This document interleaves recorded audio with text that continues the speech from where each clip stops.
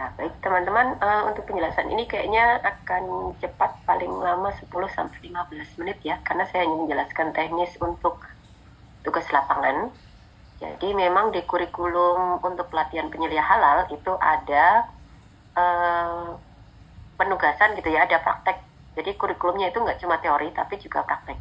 Dan kurikulum ini yang memberikan adalah dari BPJPH. Jadi supaya pelatihan kita ini dilakukan sesuai dengan kurikulum yang sudah diberikan oleh BPJPH.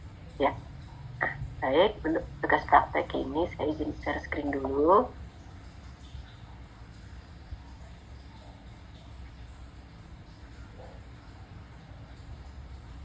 Sudah tampak di layar ya.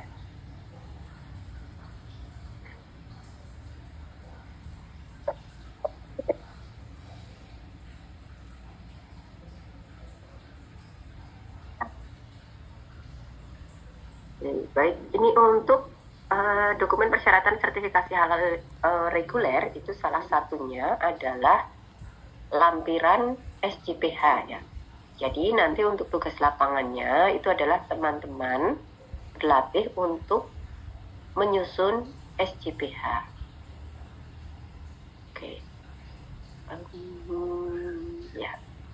Jadi yang pertama nanti silahkan mencari atau menentukan pelaku usaha yang tingkat usahanya itu dapat diajukan untuk skema SH yang reguler. Jadi PU-nya bukan PU yang masuk di skema self-declare. Kenapa? Karena kalau yang skema self-declare itu tentu saja syarat self-declare itu kan bahannya sederhana, prosesnya juga sederhana gitu ya. Nah, karena teman-teman ini penyelia halal untuk yang skema reguler, jadi nanti mencari PU-nya juga PU yang sesuai untuk pengajuan di skema reguler. Nah, catatan yang kedua, PU-nya antara peserta yang satu dengan yang lain mohon dibedakan gitu ya. Jadi jangan sama. Kemudian nanti setelah teman-teman dapat PU-nya, kemudian teman-teman melakukan peran gitu ya, berperan sebagai penyelia halal yang tugasnya adalah menyusun SJPH. Nah, apa saja yang dibutuhkan gitu ya, itu sesuai yang baru saja dijelaskan oleh Pak Darlin. Jadi teman-teman menggunakan form manual SJPH itu, kemudian dilengkapi semuanya. Nah, catatannya teman-teman tidak perlu masuk ke aplikasi si halal. Besok kan ada materi untuk aplikasi si halal ya. Jadi teman-teman hanya menyusun SJPH yang manual dan tidak perlu masuk ke aplikasi si halal. Jadi tidak perlu sampai submit. Yang penting teman-teman sudah menyusun dokumen SJPH-nya. Kemudian tugas ini dikumpulkannya melalui JIPOM. Dan mohon semua lampiran, jadi SJPH itu kalau teman-teman tadi barusan belajar, itu kan bagian depannya sama ya sebenarnya. Ya, nanti yang membedakan antara PU yang satu dengan yang lain tentu saja identitas PU-nya, kemudian juga yang penting itu adalah lampirannya. Jadi sebenarnya tugas teman-teman itu adalah melengkapi lampiran yang jumlahnya lampiran 1 sampai 17 itu. Ya. Nah, kemudian kalau ada nota boleh disertakan tapi tidak perlu menyertakan nota asli atau fotokopi. Jadi nota nggak usah. Yang penting teman-teman sudah bisa menyusun SJPH gitu aja. Iya.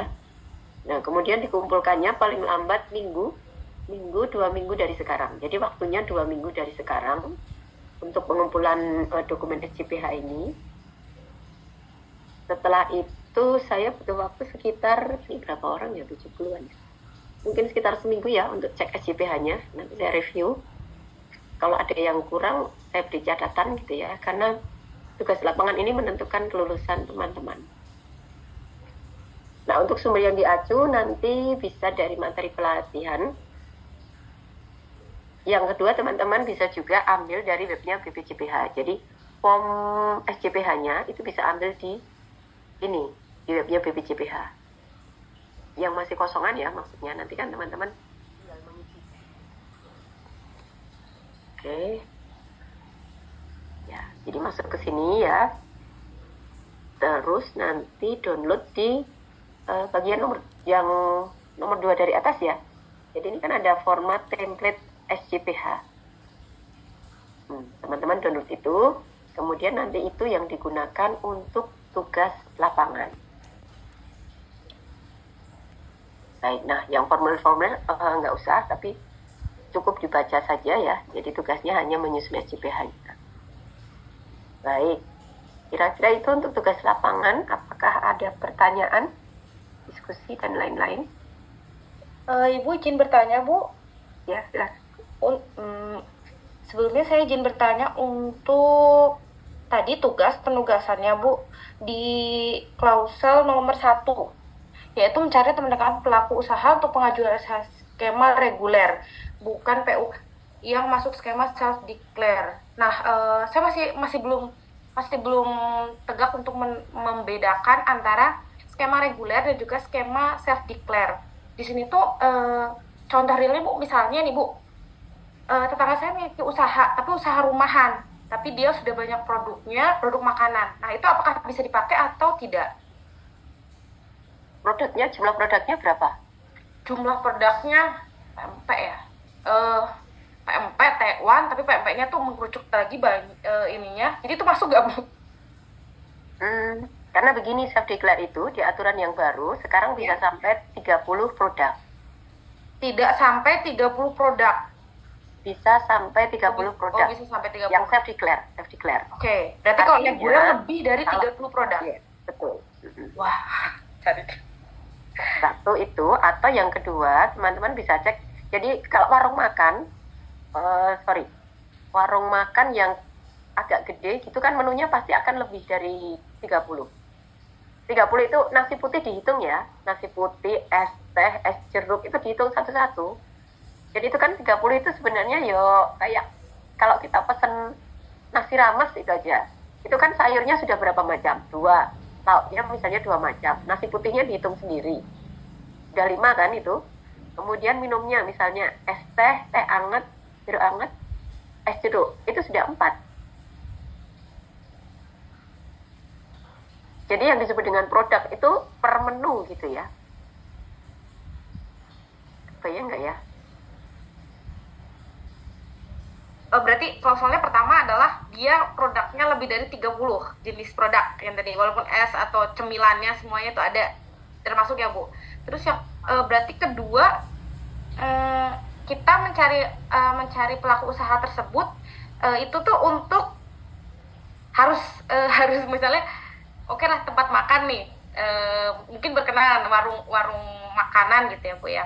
Tapi mereka juga, saya nggak yakin mau halal atau enggak, tapi kita mau coba, Bu, biar lebih meyakinkan gitu misalnya. Ya kan hanya sebagai tugas ya, Bu. Apakah itu nanti boleh gitu? Iya, ini hanya sebagai tugas, jadi bukan terus menjanjikan ke PU-nya untuk diajukan sertifikatnya, enggak. Oke. Jadi Itu ya. Kita istilahnya ini aja ya, Bu, hanya hanya bilang ini hanya buat latihan. Misalnya Ibu nanti berkenan untuk dilanjutkan pun, Ibu sudah ada dokumen dari kami sehingga bisa langsung diajukan dan dilanjutkan gitu ya, Bu ya. Gitu kita hanya istilahnya hanya luarnya dulu aja gitu ya, Bu, buat sebagai mereka kan kalau kita kan mau lakukan studi kasus misalnya, kita kan harus jelas ke pemilik usaha tersebut. Ini buat apa ya? Takut dianya kan bisa tersinggung atau bagaimana. Jadi kita preventif di awal, saya mau lebih meyakinkan diri dulu. Yang penting adalah produknya di atas 30 produk gitu. Iya. Mau sayur apa, sayur beda sayur pun itu termasuk ya, Bu ya. Iya. Terus walaupun kondisi lapangannya pun nanti ternyata tempat masaknya dia masih bercampur dengan rumah tangganya yang mana itu tidak bersih atau terlihat ini kok masih kotor atau gimana, itu ya kita tulis apa adanya relevan itu ya, Bu. Oke, siap. Berarti tugasnya seperti itu. Itu kan masih untuk latihan, jadi nggak apa-apa. Ini kan sebenarnya tujuannya supaya teman-teman itu melihat di lapangan. Betul. Sebenarnya kalau di PU itu seperti apa. Betul. Nah, gitu. Sebenarnya tadi PMP itu bisa masuk asal misalnya PMP itu variannya 5 gitu ya. Betul. 5, terus nanti masih ada anaknya lagi dan seterusnya gitu loh. Oh, yang penting ada 30 tadi ya, Bu ya, batasnya itu. Ya, lebih dari 30 sih sebenarnya, karena Kepkaban yang baru itu, yang 2025 itu, self declare itu bisa sampai 30 produk soalnya. Self Gitu. declare itu. Jadi self sama reguler tuh hanya dibedakan berdasarkan ini jumlah produk yang dimiliki. Nggak cuma jumlah sih, bahan kerumitan kerumitan bahan. Yang pertama, kalau bahannya kompleks itu nggak bisa masuk self declare. Bahannya harus sederhana dan sudah ada SH-nya. Kalau yang self declare. Yang kedua, prosesnya itu juga harus yang sederhana. Jadi air isi ulang itu nggak masuk self declare, tapi masuknya reguler. Oh, berarti masuk juga dong. Iya, karena dia prosesnya dianggap kompleks. Karena ada penggunaan filter. Filternya itu harus dicek beneran. Filternya ini sudah ada SH-nya belum? Filternya apakah cuma satu? Enggak, dia biasanya pakai batu-batuan dulu, kemudian masukin ke zeolit, kemudian baru masuk ke filter. Setelah itu ada ozonisasi. Nah, itu dianggap prosesnya kompleks. Kalau Gitu. berarti kalau misalnya dia menggunakan air ini ya Bu ya, air isi ulang, tapi isi ulangnya itu sudah ada izinnya, udah ada sertifikasi halalnya, udah ada kodenya. Itu berarti kita tinggal masukkan saja kan ya? Di lampiran itu. Kan bahan, kan misalnya tadi kan tetangga saya misalnya tadi dia jualan pempek. Dia memang produk rumahan, tapi udah terjualnya itu sudah pasarnya itu sudah Bandung Raya misalnya Bu ya, itu udah lumayan pasarnya udah besar, tapi dia memang tidak ada sertifikasi halalnya. Nah tapi kalau tadi bertanya menunya, memang kalau saya rinci, walaupun jenis pempeknya bermacam-macam, tapi memang menunya tidak ada di 30, bahkan masih di bawah 30.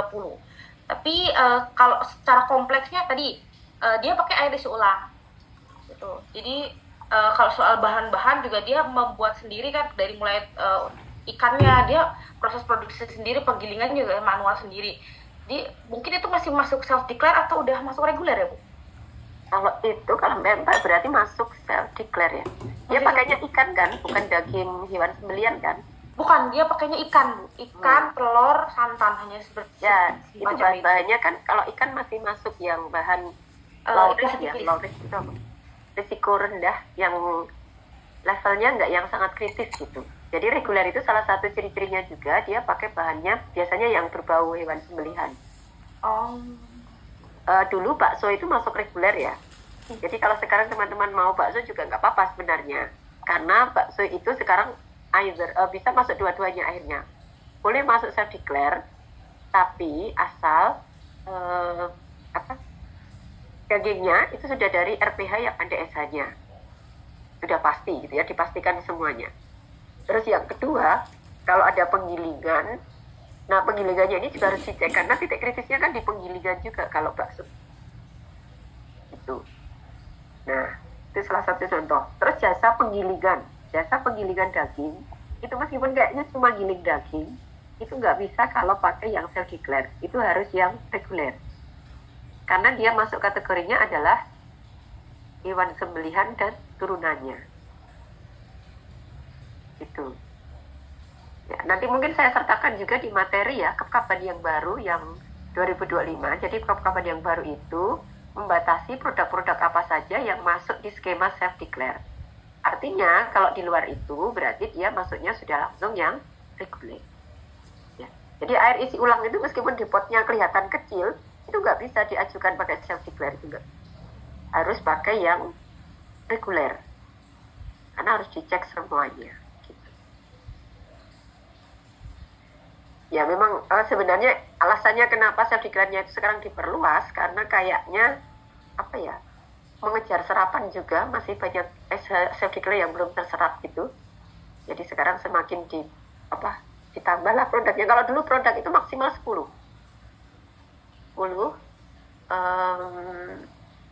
maksimal, kalau sekarang jadi 30. Nah kafe, catering, kemudian warung makan yang agak gede gitu, itu masuknya reguler. Tapi kalau kedai makan itu masuknya masih bisa self declare selama dia tidak ada produk yang berupa hewan sembelian ya, atau kalaupun ada itu bukan bahan utama ya, dan sudah berasal dari RPH yang sudah ber-SH. Nah contoh lain yang gampang, keripik usus itu kan dari hewan ya, produk hewani, turunan hewan sembelihan kan, itu nggak bisa masuk self declare karena dia bahan bakunya usus gitu ya. Nanti lebih detailnya sepertinya saya ini kan aja ya yang kapan yang baru itu supaya bisa kebayang. Itu ya kira-kira. Baik, ada lagi pertanyaan yang lain? Tidak ada? Saya mau nanya lagi boleh nggak Bu? Oke, boleh. Sebenarnya menariknya gini Bu, kan banyak potensi yang tadi ya, misalnya sertifikat itu untuk pengajuan halalnya sendiri, tapi bisa ya Bu ya? Bisa, iya. Tapi nanti yang mendampingi ada yang namanya pendamping PPH. Mm-mm. Jadi Jadi nanti hanya pendamping PPH ini tugasnya kalau yang di skema reguler mirip seperti auditor. oke. Jadi dia datang ke pelaku usaha untuk melakukan verval. Verval itu verifikasi dan validasi data di lapangan gitu. Tapi itu kan sertifikat itu kan gratis ya. Makanya ada Gratis. banyak batasan. Iya, kalau sertifikat gratis. Oh, pengurusan halalnya berarti gratis gitu Bu? Gratis ya. Wah itu beda lagi ya akhirnya Ya, beda lagi. Nanti pelatihannya. pelatihan yang pendamping produk halal atau pendamping P3H. Nanti biasanya ada kok kita secara reguler itu mengadakan tiap 2 bulan atau 3 bulan gitu. Oh, boleh. Tapi dilihat aja di IG-nya apa ya, Halal Center biasanya di-share di sana. Oh, baik. Ya sebenarnya banyak sih masyarakat di sini tuh yang sayang sekali ya, dia udah ini tapi